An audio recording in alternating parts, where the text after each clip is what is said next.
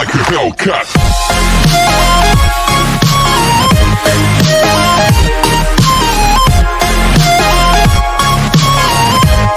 So part 8 की starting में हम देखते हैं कि जीवू जब जैसे जुंगी का हाथ पकड़ता है तो ये देख जुंगी घबरा कर जल्दी से पीछे हो जाती है और बताती है कि मैं उन लड़कियों में से नहीं जो तुम सोच रहे हो, यानी मैं एक बहुत ही अच्छी शेफ़ हूँ और जहाँ पहले काम करती थी वो एक बहुत ही बड़ा बार था जिसकी मैं सबसे इंटेलिजेंट शेफ़ थी।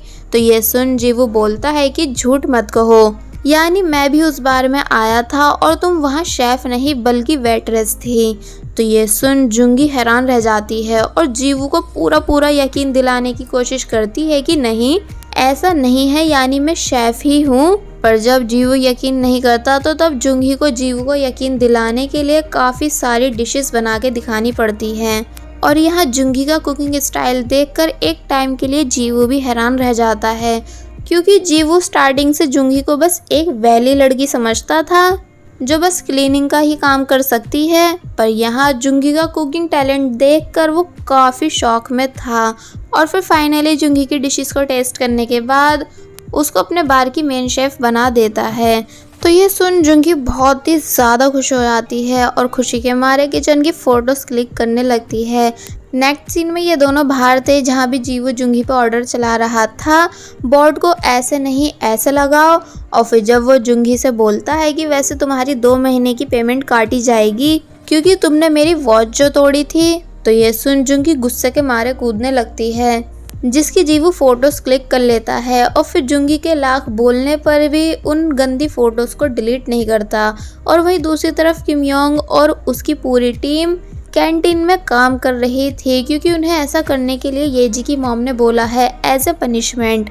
किम योंग की टीम जी युग की वजह से कंपनी की नंबर 1 टीम है, इसलिए उन सभी को ये सब काम करते हुए काफ़ी शर्म भी आती है।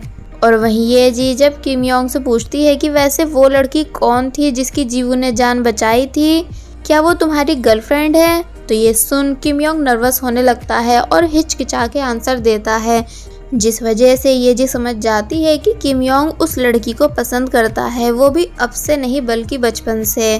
कि तभी ये जी की मॉम भी वहाँ आती हैं और जी युग को खाना सर्व करता देख बहुत ही ज़्यादा खुश होती हैं। इसलिए जब सबके खाना खाने के बाद अब इनकी टीम खाना खा रही थी तो तब ये जी युग से पूछती है कि मेरी मॉम आपके साथ हमेशा बुरा बिहेवियर करती हैं, पर तब भी आप यहाँ काम क्यों करते हो, यानी आप अपने ग्रैंडपा की कंपनी में भी तो काम कर सकते हो। तो ये सुन जी युग हैरान रह जाता है और बिना कुछ कहे वहाँ से चला जाता है। सभी लोग ये जी से नाराज़ थे क्योंकि उसने एक तरह से अपनी मॉम की तरह जी युग की इंसल्ट की, मगर ये जी को लगता है कि उसने कुछ भी गलत नहीं बोला। अपने ऑफिस में बैठकर जी युग वो दिन याद करता है जब ये जी के फादर जिंदा थे और जी युग को बहुत ही ज़्यादा प्यार करते थे, इसलिए उन्होंने जी युग को काम सिखाने के लिए अपनी कंपनी में रखा और उसे अच्छी पोजीशन भी दी। मगर धीरे धीरे वो बीमार होने लगे और फिर एक दिन जी युग को कॉल करके सभी चीज़ों के लिए थैंक्स बोलते हैं क्योंकि वो उनकी एब्सेंट में पूरी कंपनी को संभाले हुए था। और साथ ही ये भी बोलते हैं कि हमेशा ऐसी ही मेरी कंपनी ये जी और ये जी की मॉम जो कि तुम्हारी भी मॉम जैसी है, इन सभी का ख्याल रखना। आई थिंक यही वजह है कि जो जी युग ने आज तक ये जी की कंपनी में काम करना नहीं छोड़ा। और वहीं दूसरी तरफ जीवू जब जैसे जुंगी को बताता है कि वो इस बार को रात में नहीं बल्कि दिन में खोलेगा, लाइक डे ड्रिंकिंग बार, ताकि मेरे जैसे नशेड़ी लोग दिन में भी ड्रिंक करके अपनी ज़िंदगी जी सकें। तो ये सुन जुंगी हैरान रह जाती है और पूछती है कि क्या तुम स्टूपिड हो, यानी भला दिन में कौन तुम्हारे बार आएगा। और फिर यहाँ जीवू को काफ़ी कुछ सुनाने लगती है। जीवू हैरानी से कहता है कि भला तुम्हें क्या प्रॉब्लम हो रही है, यानी मेरा बार मेरे रूल्स, अगर तुम्हें कोई प्रॉब्लम है तो तुम यहाँ से जा सकती हो। और फिर वहाँ से चला जाता है। फिर रात में जीवू अपने डॉक्टर से मिलता है उनसे अपनी मेडिसिन लेने के लिए। और फिर यहाँ इन दोनों की बातें सुनकर हमें जीवू के दिन में बार ओपन करने का रीज़न पता चलता है, यानी ये जी के भाई वाले इंसिडेंट के बाद से जीवू को सनडाउन सिंड्रोम है, यानी एक ऐसी बीमारी जो अंधेरा होने पर माइंड को क्रैक कर देती है, जिसमें इंसान डरने लगता है, कांपने लगता है और ज़ोर ज़ोर से चिल्लाता है। अपने डरावनी पास्ट को याद करके। तभी तो जीवू रात भर सो नहीं पाता, इसलिए जीवू नहीं चाहता है कि बार नाइट में ओपन हो और किसी के भी सामने उसकी सच्चाई आए। डॉक्टर बोलते हैं कि तुम 11 साल से अपने पास्ट को भुला नहीं पाए हो, इसलिए तुम अभी तक ठीक नहीं हो पा रहे हो। तो ये सुन जीवू बिना कुछ कहे वहाँ से चला जाता है और फिर वापस घर आकर अपने मोबाइल से जुंगी की फोटो देखने लगता है, क्योंकि अब उसका क्रश जुंगी पे दिन पर दिन बढ़ता जा रहा है। और वहीं दूसरी तरफ जुंगी फिर से पूरे बाथ हॉल की सफाई करती है और फिर पूरी जगह को अच्छे से क्लीन करने के बाद सोने के लिए लेट जाती है। जहाँ पहले तो वो अपनी मॉम की फोटोज देख रही थी, पर जब जैसे उसके सामने जीवू की फोटो आई तो वो उसे बहुत ही ज्यादा प्यार से देखने लगी। और फिर वो मोमेंट्स याद करती है जब जब जीवू उसे परेशान करता है, क्योंकि अब जुंगी भी कहीं ना कहीं जीवू को लाइक करने लगी है।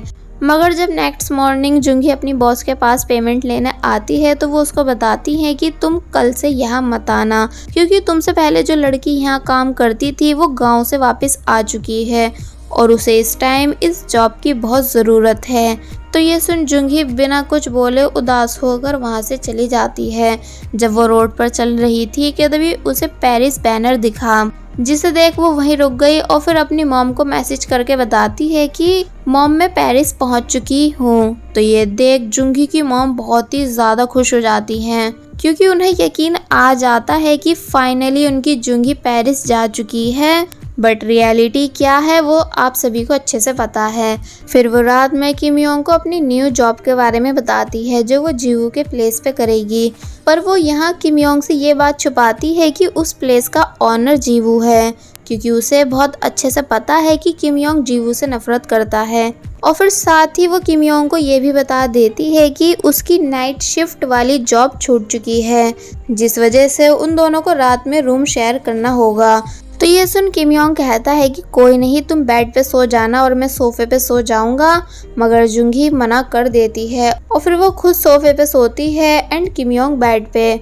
सोने से पहले जुंगी किम योंग से एक बार फिर सभी चीज़ों के लिए थैंक्स कहती है, क्योंकि वो हमेशा उसका साथ देता है और साथ ही ये भी बोलती है कि अब मेरे पास सिर्फ तुम हो। जिन सभी बातों को किम योंग काफ़ी ध्यान से सुन रहा था और फिर जुंगी के सोने के बाद उसके पास आकर बोलता है कि और मेरे पास भी सिर्फ तुम हो जुंगी, यानी मेरा फर्स्ट लव, जिसे मैं कभी किसी मुसीबत में नहीं देख सकता और ना ही कभी खुद से दूर कर सकता हूँ। वेल अब नेक्स्ट डे जुंगी जीवू के बार पहुँचती है, जहाँ जब जैसी वो जीवू को आवाज़ दे ही रही थी कि तभी जीवू जुंगी के सामने आया, जिसने अपना पूरा लुक चेंज करवा लिया था। जुंगी जीवू को देखती ही रह जाती है, क्योंकि वो उसे अब पहले से भी ज़्यादा हैंडसम दिख रहा था। इसलिए जीवू पूछता है कि क्या हुआ, क्या तुम्हें मुझसे प्यार हो गया है? तो ये बात सुन वो हंसने लगती है और कहती है कि नहीं, ऐसा कुछ भी नहीं। जीवू बोलता है कि ये मेरे बिजनेस की स्टार्टिंग है, इसलिए मैंने खुद को भी थोड़ा चेंज कर लिया और आज से तुम मुझे कैप्टन कहोगी। फिर जब जुंगी पूरे प्लेस की सफाई कर रही थी तो तब एक बार फिर वो जीवू से उसके बार को दिन में खोलने का रीज़न पूछती है और कहती है कि आखिर ऐसा क्या रीज़न है जो तुम इसको रात में नहीं खोलोगे। तो इस पर जीवू बताता है कि एक्चुअली मेरा रात में बेड पर गर्ल्स के साथ बिजनेस होता है, उन्हें खुश करने के लिए। तो ये सुन जुंगी शॉक होकर वहाँ से भाग जाती है और बाहर आकर कहती है कि कितना वाहियात इंसान है। मगर अब क्योंकि वो बार के बाहर सर्वेंट पोस्टर लगा रही थी कि तभी उसे एक आइडिया आया और वो रॉक स्टार को लेकर जीवू के पास पहुंची। जुंगी रॉक स्टार से जीवू को हाई करने के लिए बोलती है। तो ये सुन रॉक स्टार अपनी टूटी फूटी कोरियन के साथ खुश होकर जीवू को हेलो करता है। जीवू गुस्से से पूछता है कि अब भला ये कौन? तो इस पर वो बोलती है कि तुम्हें लोगों की ज़रूरत है ना, इसलिए मैं इसे तुम्हारे बार के लिए हाई रिकमेंड करूंगी, क्योंकि ये सॉन्ग सिंग भी कर सकता है और साथ में वेटर वर्क भी। तो फिर अब जुंगी को इतना एक्साइटेड देखकर जीवू को ना चाहते हुए भी रॉक स्टार को अपने बार में रखना पड़ता है कि तभी वहाँ एक लड़की आती है जिसका नाम है रोज। वो उन तीनों को अपने अलग ही अंदाज में कॉकटेल रेडी करके दिखाती है और यहाँ उसकी स्किल्स देखकर साफ पता चलता है कि वो इस काम में काफी ज्यादा एक्सपर्ट है। जुंगी और रॉकस्टार रोज के लिए क्लैपिंग करने लगते हैं तो वो बताती है कि मैंने बारटेंडिंग काम 16 साल की उम्र से ही करना शुरू कर दिया था और साथ ही मेरे पास बारटेंडिंग सर्टिफिकेट भी है। तो इस पर जीवू बोलता है कि वेट, ज़्यादा खुश होने की ज़रूरत नहीं, क्योंकि मैं अपने आगे किसी को भी बारटेंडिंग में बेस्ट नहीं मानता। तो इस पर रोज़ बोलती है कि ओह अच्छा, कंपटीशन, ठीक है तो फिर बॉस को आने दो, वही डिसाइड करेंगे कि हम दोनों में से यहाँ कौन रहेगा। पर जब जुंगी ने बताया कि यही हमारे कैप्टन हैं, तो ये सुन रोज़ बहुत सॉफ्ट वॉइस में जीवू से बात करने लगती है और उसे अपनी बनाई हुई कॉकटेल टेस्ट करने के लिए देती है। जीवू को लगता है कि रोज़ ने इसे सही से नहीं बनाया होगा, मगर जब उसने उस कॉकटेल को टेस्ट किया तो जीवू की बोलती बंद हो गई। इसलिए वो रोज़ को भी अपने बार के लिए फाइनल करके वहाँ से चला जाता है। मगर जुंगी और रॉकस्टार रोज़ से मिलकर काफ़ी ज़्यादा खुश थे। आगे बढ़ने से पहले मेरी आप सभी से रिक्वेस्ट है कि अगर आप सभी ने अभी तक हमारे चैनल को सब्सक्राइब नहीं किया है तो आप सभी प्लीज़ पहले हमारे चैनल को सब्सक्राइब कर दीजिए और साथ ही वीडियो अच्छी लग रही है तो लाइक एंड कमेंट भी कर दीजिएगा। फिर सभी बाहर बैठते हैं, जहां रॉकस्टार एक बार फिर अपनी बेसुरी आवाज़ में गाना शुरू कर देता है, यानी टूटी फूटी इंग्लिश और टूटी फूटी कोरियन को जोड़ के भाव सॉन्ग सिंग करता है। तो ये सुन जीवू उसे हैरानी से देखने लगता है कि क्या ये डॉग है, पता नहीं जुंगी इसे कहाँ से पकड़ लाई। मगर रोज़ और जुंगी रॉकस्टार की सिंगिंग को काफ़ी ज़्यादा एंजॉय कर रही थी कि तभी इसी बीच रॉकस्टार जीवू को आंख मारता है। तो ये देख जीवू सदमे में चला जाता है, जिस बात को जुंगी भी नोटिस करती है। इसलिए फिर सॉन्ग एंड होने के बाद जब जीवू जुंगी से पूछता है कि भला इसने मुझे आंख क्यों मारी, तो इस पर जुंगी बोलती है कि शायद वो तुम्हें पसंद करता है। तो ये सुन जीवू और भी ज़्यादा हैरान होने लगता है। जीवू रॉकस्टार से पूछता है कि क्या तुम्हारे पास इस भाव सॉन्ग के अलावा और कोई दूसरा सॉन्ग भी है। तो ये सुन रॉकस्टार जीवू से पैसे मांगने लगता है, ये बोलकर कि मैं लोगों की डिमांड पर तभी गाता हूँ जब वो मुझे पैसे देते हैं। तो ये सुन जीवू बोलता है कि अच्छा, अब मुझे समझ आया कि तुम जुंगी के फ्रेंड क्यों हो, क्योंकि तुम्हें भी इसकी तरह बात बात पे पैसे मांगने की आदत है। तो इस पर जुंगी मुंह बना लेती है।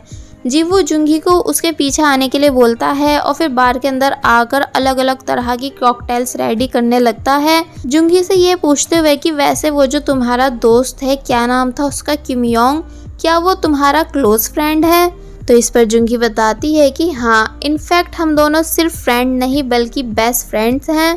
तो ये सुन जीवू को इस बात से जेलस फील होता है, इसलिए वो पूछता है कि तो फिर तुम दोनों के बीच कुछ चल भी रहा होगा।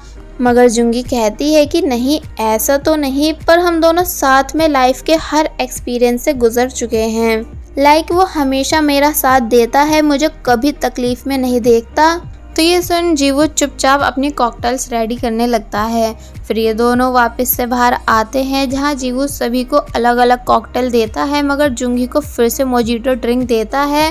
तो ये देख जुंगी पूछती है कि तुम मुझे हमेशा मोजिटो ही क्यों देते हो।